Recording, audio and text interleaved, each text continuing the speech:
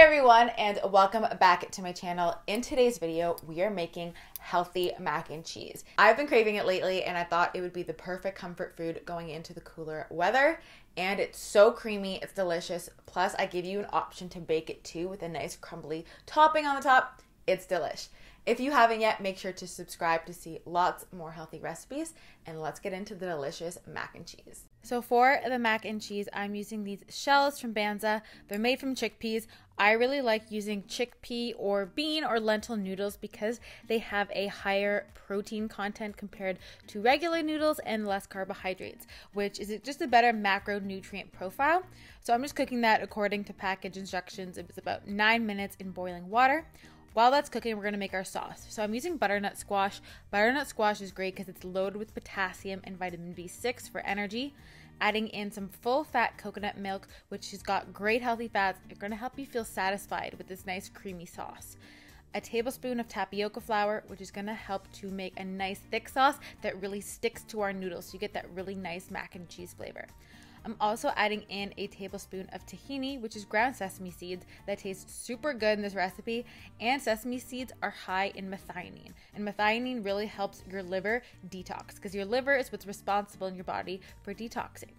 Then I'm adding in a little bit of paprika, which is a common spice that you add when you're making homemade mac and cheese sauces, along with a spoonful of garlic. And then we're just gonna blend that all up. It's a super quick, easy sauce that you can make while it's cooking.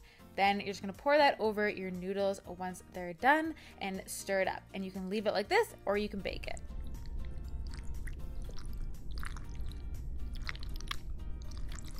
So if you like baked mac and cheese, we're gonna go ahead and make the crumb topping. So I'm adding in some almond flour, lots of vitamin E and healthy fats, along with some coconut oil and a little bit of garlic powder for flavor.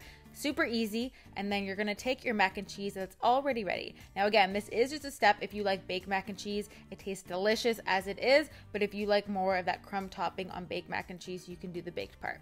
So put that into a dish and then put your crumb topping on the top, and then we're just gonna bake it for 15 minutes at 350. But either way, this mac and cheese is delicious, the perfect comfort food, hearty, rich, decadent, but gives you all those kinds of feels that a traditional mac and cheese would. I've been eating this for the last couple days and it is so good. I cannot wait to make it again. So thank you guys for watching. I hope you enjoyed. Let me know down below your favorite comfort food that you want me to healthify or put a healthy twist on so that I can make it in my next video. I hope you guys are all having a great day, and I'll see you in my next one. Bye, guys.